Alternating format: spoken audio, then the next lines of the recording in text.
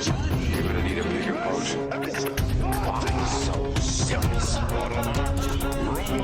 I am Iron Man. This is a tasty burger. Welcome to the In Session Film Podcast. Welcome to this podcast review for February 10th, 2025, and I'm JD Duran. And I'm Brennan Cassidy. Hey, thanks for joining us, everybody, for this conversation. Brendan, you know what hurts the most? Bad movies. Bad movies. Love hurts. Bad movies hurt. And it's always disappointing when you walk into a Valentine's Day movie starring Ke Huy Quan and maybe it doesn't deliver up to expectations. But maybe it I don't does. know. Who knows? You know, as John Cougar once sang about, sometimes love can hurt so good. I don't know if that's the case here. Yeah. Yeah, that might not be the case. I guess it depends on who you ask. But let's just say there was plenty of pain to go around, no matter how you put it. Some physical pain, I guess. Yep, some physical pain, some emotional pain. We are here to talk about the film Love Hurts, the Valentine Day action romantic comedy question mark starring Ke Huy Quan. And look, I think the one thing we can all collectively agree on is that it is wonderful that post winning an Oscar, Ke Huy Quan is able to get these kind of vehicles where he is the leading man taking charge and is able to have these kinds of roles. That is very exciting. We do want that for Ke Huy Quan. Hopefully in the future that happens. There are other opportunities available. And let's not say just that about Ke Huy Quan. Let's also say the same thing for Ariana DeBose as well, right? Yeah. There was a lot of Ariana DeBose talk, not just with this film, but with some of her recent output, because it's not just Love Hurts. And in full transparency, we're going to talk about Love Hurts here in just a moment, but it has something around the range of 10 to 15% on Rotten Tomatoes. Something to that effect. It was getting really, really bad reviews. And in a world where, because of the modern state of film criticism, where we award the John Chus of the world best director at the Critics' Choice Association, it's not that difficult to, let's say, get a 50% on Rotten Tomatoes. Sure. Even really, really bad movies can hover around 40 to 50% these days. So when you drop to below 20%, that is not good. You almost have to try to get to that level these days. I think the audience score for this movie on Rotten Tomatoes is actually in the 60s, which certainly represents a pretty heavy disparity between audience types with this one. Yeah, and look, a lot of people might have enjoyed this film for what it is. And if that is the case, God bless you, and I'm glad that you're able to have that experience. Circling it back to Ariana DeBose real quick, I simply say, I wanted to point out Love Hurts is getting really, really bad reviews because there is a trend here, right? Because the recent film before that was Kraven the Hunter, which admittedly I did not see, and partially I did not see the film, one, because it came out during heavy award season time. Oh yeah, we had other priorities. A lot of movies. We had so many other priorities. However, even if that was the case, if the film was, let's say, getting really good reviews, it was mildly surprising, and who knows if it was around 75% on Rotten Tomatoes or 70 on Metacritic, whichever aggregator you choose to go by, I probably would have made time for it if it was a fun little surprise like that. Sure. However, that wasn't the case. Kraven the Hunter similarly was around that 10 to 12% on Rotten Tomatoes. It was really, really, really bad. She was also in Argyle last year, a film that I despised. I did not like that one at all. Yep. She was in the film ISS, the little space movie that also did not do very well. She was in the animated film Wish, the Disney animated film, Yeah. which got okay reviews, but was a mild success as far as Disney animation goes. That film kind of came and went with very little fanfare. I mean, honestly, yeah, as far as Disney animation is concerned, it was kind of a failure, right? Yeah. It wasn't great. And that's been her. Oh, and there's also the supernatural horror film House of Spoils that she starred in as well. And admittedly, I did not get a chance to see that one, so I'm not exactly sure how good it is. But that is a film that landed at 48% on Rotten Tomatoes. So again, another mixed outing there. That is her output since winning an Oscar for West Side Story. That's a 5-year output. You have good. to think about it. That's half a decade's worth of work right there. It's not good. It's not good. And and it's not like she hasn't been busy. She has been. But all she's been doing are these low grade B movies that I assume are paying her well. And that's why she's I taking hope these they roles. are. I hope they are. So then she can take a chance on the next West Side Story. Yeah, I don't know. Yeah, I don't know. She has a couple of other films that are in the works, but yeah, it's so strange that she would win an Oscar and then just fall into obscurity the way that she has. I mean, again, I hope she's getting paid well, but that was a big talking point over the weekend as well with Love Hurts and the kind of critical scores that it was rendering. Everyone was questioning what the hell happened to Ariana DeBose. Like, why does she keep choosing these projects? I don't know.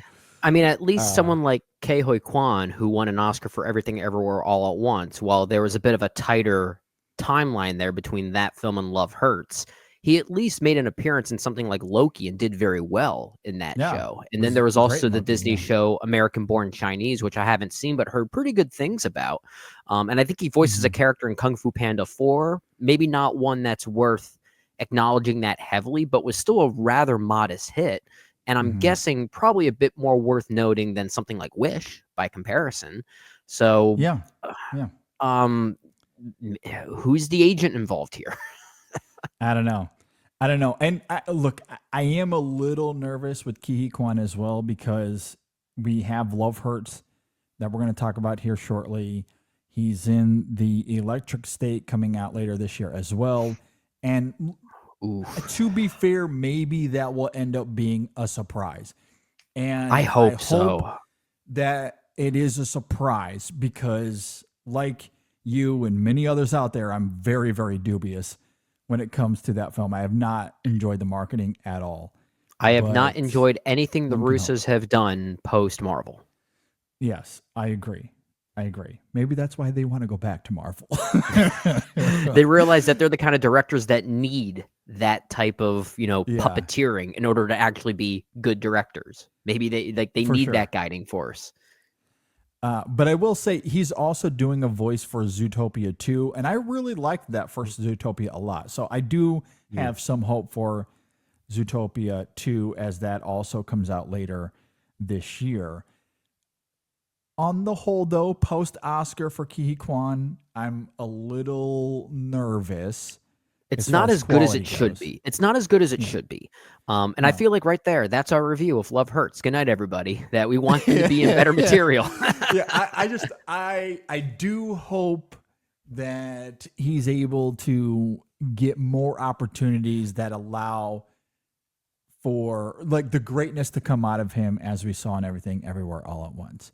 Like right now he's in his I'm just going to get paid stage and be the leading man. And I totally get that. Take your projects, get paid, take advantage of those opportunities. Absolutely. I want that for him. I think all of us want that for him. He's waited his turn. He won his Oscar, deservedly so. And I'm excited that he's going to get these opportunities. But hopefully we get to a pivot point where it's no longer about the money and the leading man of it all, and we're getting back to being in good movies again. He is such a I good hope that's actor. the case. Ariana Because DeBose he is such is a good really actor good. as well. They're both really I good. agree. They're both great performers. We just want to see them do well. That's all. Mhm. That's all we're trying to say here. All right. At any rate, love hurts. Let's get into it. I don't even know where to begin with It hurts. this one.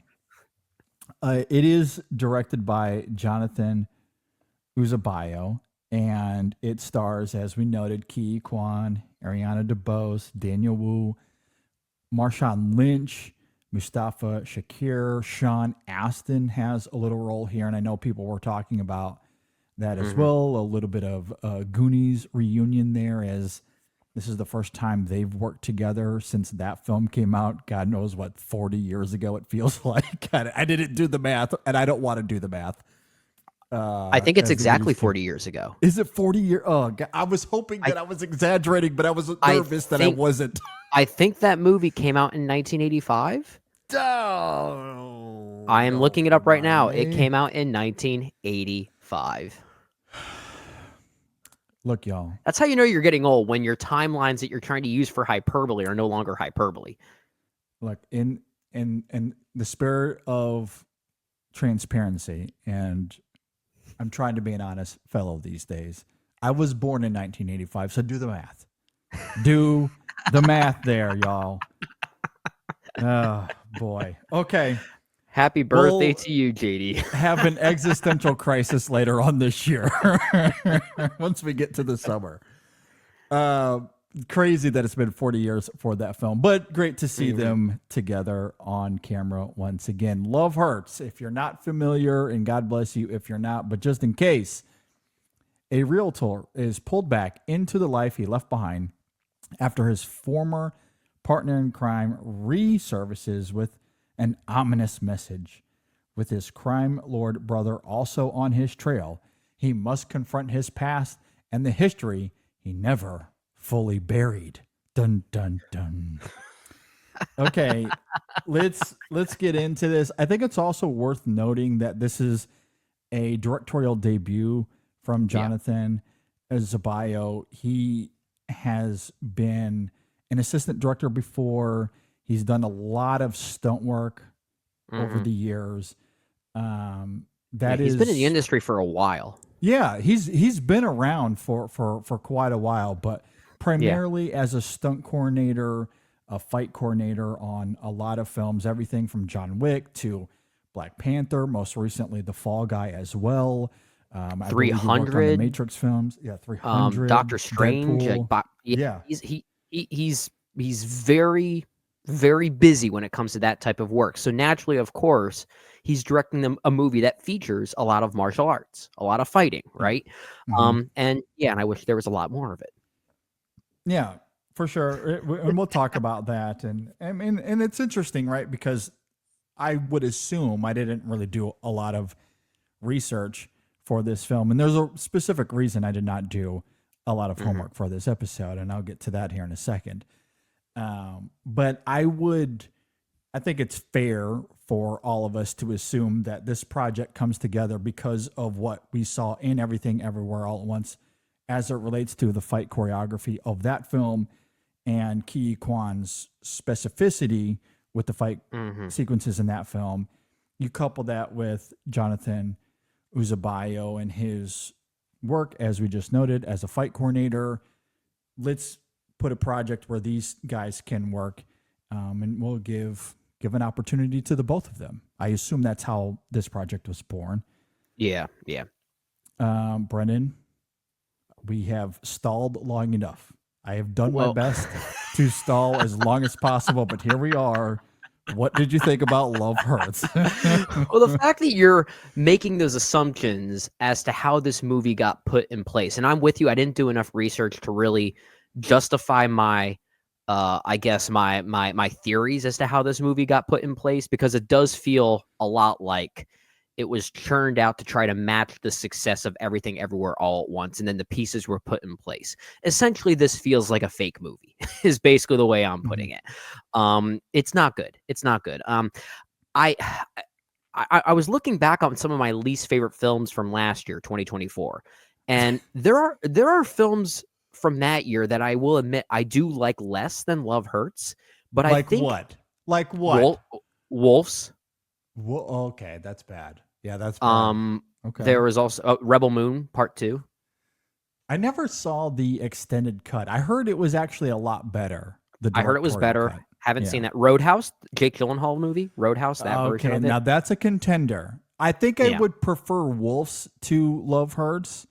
Primarily, I think there's barely enough chemistry between the two leads that I can kind of be along with that film in parts.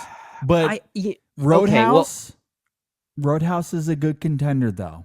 Yeah, that's a bad That's a movie. good That's contender. a really bad movie. Mhm. And maybe I wouldn't disagree with you that there might be more chemistry between the two leads in Wolves, but I think at least individually, I feel like Ke Huy Quan and Ariana DeBose are trying to at least show more conviction here, which is why. Now that's this is also fair. yeah. Yeah. But then, like, I feel like that's a double-edged sword in many ways, because on one hand, this is a movie that still somehow showcases they are very talented people. They are very talented actors, and they're at least trying to put in the work here. At the same time, maybe I should be more pissed off at that this is a movie that's very blatantly wasting those talents and not really doing anything with it. This really does, as I said earlier, feel like a fake movie. It feels like it was made by AI. It feels like it was churned out to do exactly what you said earlier. Try to match and mirror the success of Everything Everywhere All at Once. Bring in 2 Oscar winners, create an Oscar vehicle like that, strictly tailor-made for Oscar winners to lead a movie. Have it be directed by someone that has experience working in stunt choreography and fight choreography. It's a movie that's simply just made to put pieces in place and hopefully think that it works. The problem is that they forgot that AI doesn't really know how to make a movie as of yet. So it doesn't feel like a movie. It feels so insincere. And that's really the biggest problem with it, I think. And at least for those of us that see a lot of movies, maybe this works more for people who are simply looking for something that this is able to give them.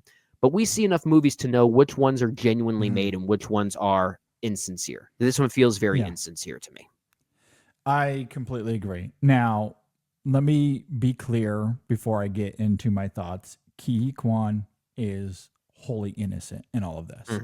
I think he is doing his very best despite the material around him. He does bring a sincerity to his performance, and he's very charming and lovable as always. Everything about this film and its failures has absolutely nothing to do with him. So let me be clear on that, get that out of the way.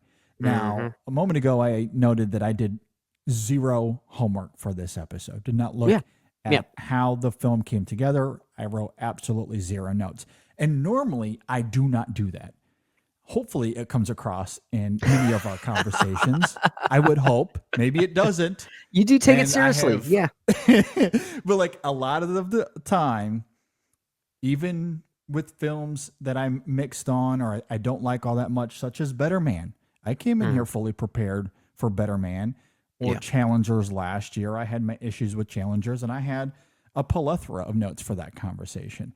When we come in to do these reviews, I try to do my homework, whether it be about the background of the film itself, but especially regarding how I feel about the movie. It's good qualities, it's bad qualities, whatever it may be. I want to come in here and have thorough conversation every single time. You know, I want to put in the work because a lot of people listen to this, and I want them to get something out of it as well. I want people to enjoy it, and so I don't want to just come in here all lackadaisical. So I do put a lot of effort into these reviews, as Brendan does as well. I did not do that this time because Love Hurts, this film, put zero effort into making it. They put no effort into this film. Therefore, I'm not putting any effort So into the review's preparing done. for this conversation. This film is dreadful. It is really, really bad. Now, I don't know anything about Jonathan Uzabayo. Maybe he was in over his head. This is his debut film, as we noted. Mm-hmm. Perhaps as a storyteller, he really struggled to figure out the mechanics of how we're going to flesh out these characters or dramatize the conflict. Yeah. Even the fight choreography itself. Perhaps there was so much happening that for a first-time filmmaker, he was overwhelmed. I don't know. I do think that it is less on his direction, although it is not very good. Mm-hmm. And I think it is more so the blame here is on Matthew Murray, Josh Stoddard, and Luke Passmore, who wrote this quote-unquote screenplay, if you can even call it that. Quote-unquote screenplay. I want to look up First these of all, writers.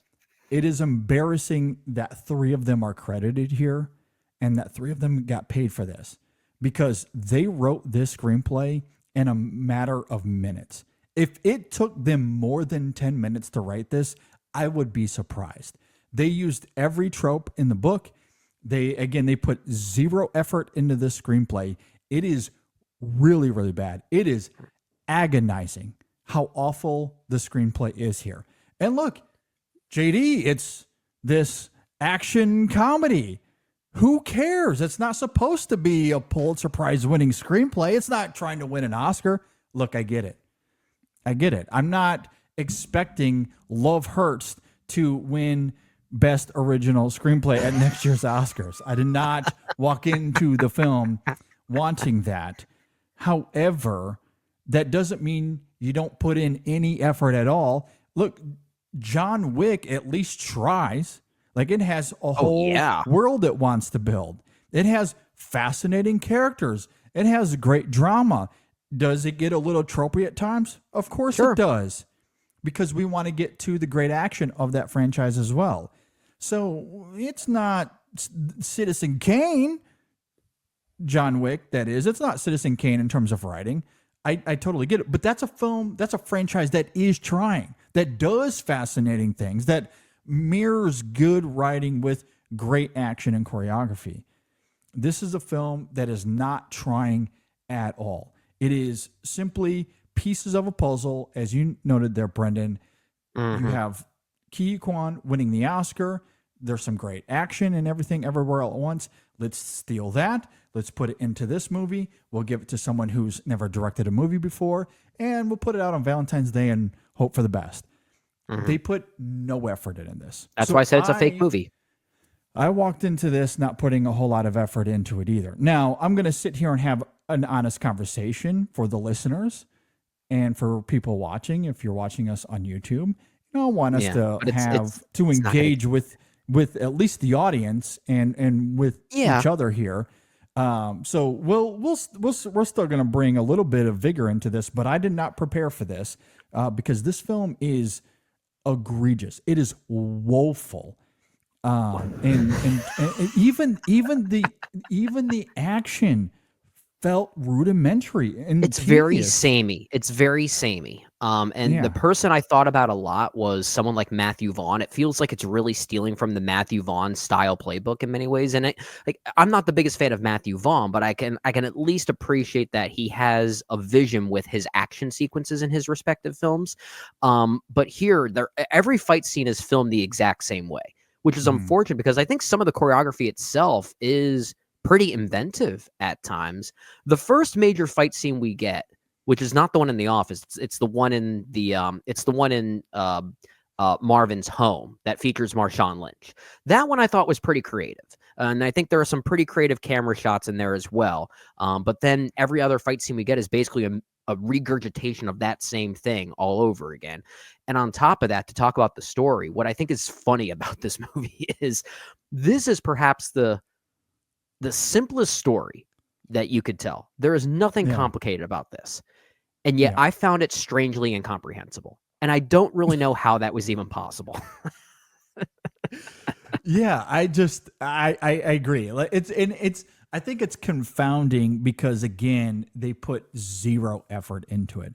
It is very simple. It's cogent and it's drama. It's not all that difficult to follow.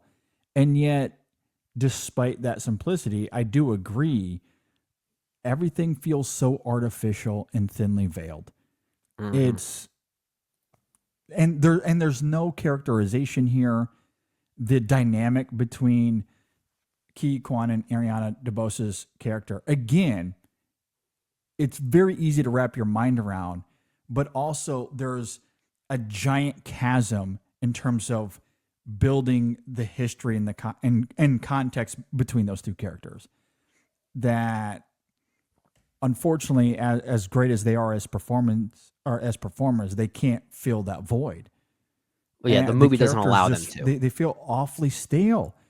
Yeah. And it like we're told that these characters know each other very well, that they have some sort of compassion for each other, and they pseudo show that to us in parts, but you don't really feel it.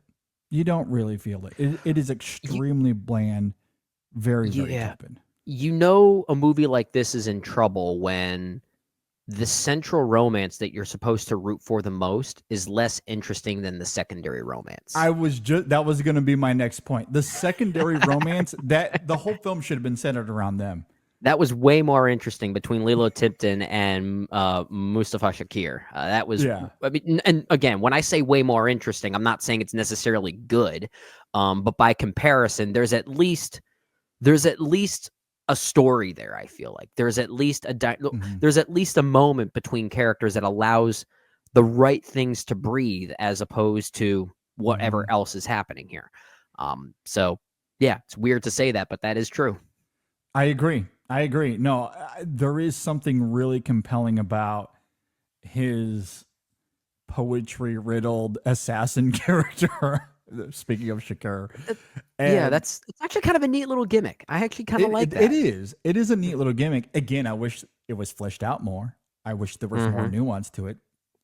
Sadly, there isn't. But that little romance, I do think, is fascinating. And I didn't wholly dislike Marshawn Lynch. There's just something infectious about his personality that I just love. Yeah, the writing here is dreadful, but he's about the only one, at least on a comedic level, because there's not a whole lot of comedy to Ke Huy Quan's character.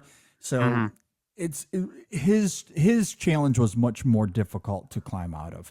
Marshawn Lynch is just giving a bunch of jokes and gags that at times I think he's able to climb out of the hole that this film had dug for itself. Yeah, and I do think he's able to deliver some of that well.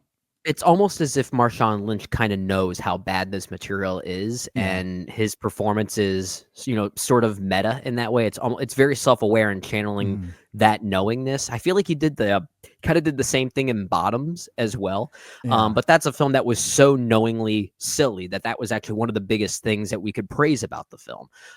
This is a bit of a different story, but he seems to be aware of that, which I can at least appreciate. And that weirdly makes it funnier. So yeah, you're right. He does have this sort of infectious comedic energy that does work. And that's again, we're praising a few things here in the film. They're very few and far between, but we at least want to give some credit where credit is due. That there are good things in a movie that really does feel like a fake movie, like we keep saying. Yeah. Unfortunately, that's about where it ends for me. I don't really have anything else good to say about the film. I don't think I do either, and because maybe the other good thing I could say is I like a lot of these actors that I've seen in other roles. I mean, I love Sean Astin. I don't think he's really doing much here outside of really just selling the Goonies reunion gimmick. Daniel Wu, I've liked other things I've seen. I mean, he's saddled with a very thin character, so there's really nothing that he can play with there too. Yeah, it's not his fault. It's not on any of these performers at all. Yeah. Everything is just so, it's excruciatingly trite. And the film is not trying at all. There's no energy to the film. It's horribly paced. And it's only 80 minutes and it feels like 3 hours. It feels like I went to see this with a friend of mine. And that's something that we joked about as well, because I looked at the runtime before we got started. And I was like, oh, this is like an hour and 20 minutes. without the credits. I think it's 127 with credits or something like that. So Yeah. without the credits, it's like an hour and 20 minutes, a very short film. And Yeah. it felt like 6 hours. Like it sounds like your friend agreed with that. I'm guessing your friend didn't care for that's the movie exactly as well. what we were talking. We both agreed afterwards. It's like, Gotcha. oh, is it midnight?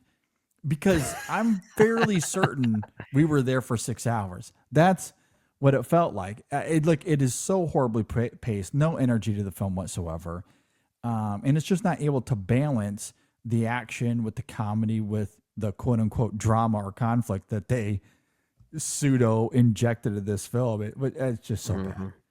It's so bad. It's not. I will it's not say good.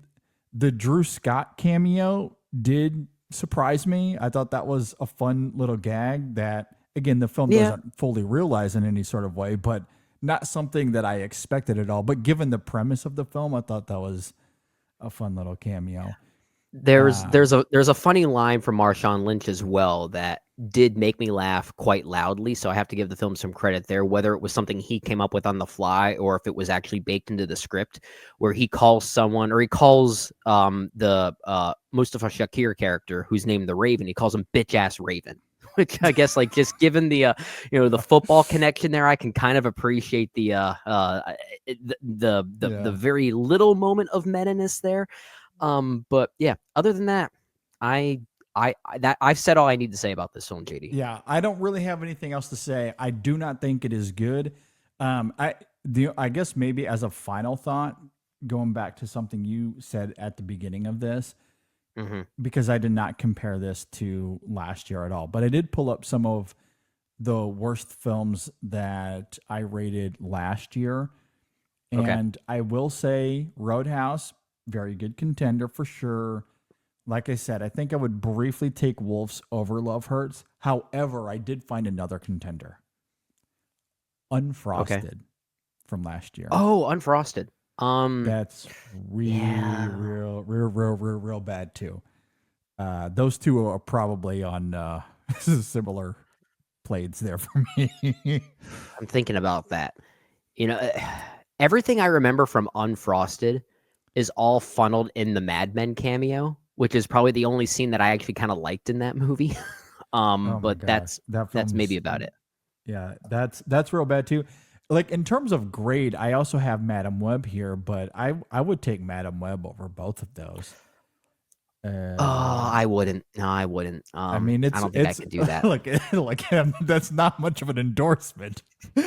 Like I have. We're talking about one rated the same. We're talking about 1 out of 5 stars versus 1.5 out of 5 stars. I have them all as 1 stars, and maybe being generous there. I don't even remember what I gave some of those. Yeah, I didn't put much. I didn't. Madam Web, I gave all 1 out of 5. I didn't put much effort into my star ratings for these movies because again, most of these movies didn't put in the effort, so I'm not going to. I have to log it in some way. Yeah. So I think there's I didn't completely hate the Madam Web experience. It's just really, really bad. Like, Love Hurts and Unfrosted, I just want my time back. A colossal waste of time with both of those. And the idea of this movie is not necessarily the problem either. A movie like this could work, but just put the effort into it. Yeah. At least put some effort in. They clearly did not care. They put this together really quickly, wanted to get it out as fast as possible. And I feel bad for Ke Huy Quan because he is trying. He's giving a sincere performance, but everything around him is not limiting him. Yeah, very, very limited. At any rate, that's Love Hurts. Don't watch it unless you want to. And I had hopes for this movie. I had hopes. I really had hopes for this one. Yeah, look, I do want to see Ke Huy Quan in more roles. In more leading roles, I should say, as I noted earlier. I want to see Marshawn Lynch do more movies. I think he's really fun. He's a really fun screen presence. I'd love to see him do more as well. And hopefully Ariana DeBose can fire her agent and get a new one. That's kind of my big takeaway. So, all right. At any rate, if you agree or disagree with anything we had to say here, you can leave a comment below if you're watching on YouTube. If you're listening on Apple Podcasts or Spotify, reach out to us on social media, Facebook, Twitter, Instagram, Blue Sky, Letterboxd. You can always email us insessionfilm@gmail.com. All right, we're going to keep the Valentine theme going with our second review this week. We're going to be talking about the horror comedy Hard Eyes, so you can be on the lookout for that. The main show this week, episode 623, we do a David Lynch retrospective. Go and check that out. It was a lot of fun. Really, really enjoyed that one. There's a new Chasing the Gold where Shadon and Erica dig into CCA and PGA and DGA. Mm-hmm. Where are things going with the Oscars? They have a really great conversation with that as well. And then, of course, a new Women in Session later on this week. All right. Anything else, Brendan? I think that's it. This movie hurts. It hurt. It hurt a lot, unfortunately. Okay, with that, stay tuned. Join us for Hard Eyes here in the next day or so, and we will see you next time on the In Session Film Podcast. Still love Ke Huy Quan, though. Me too. I love my heart. See this movie.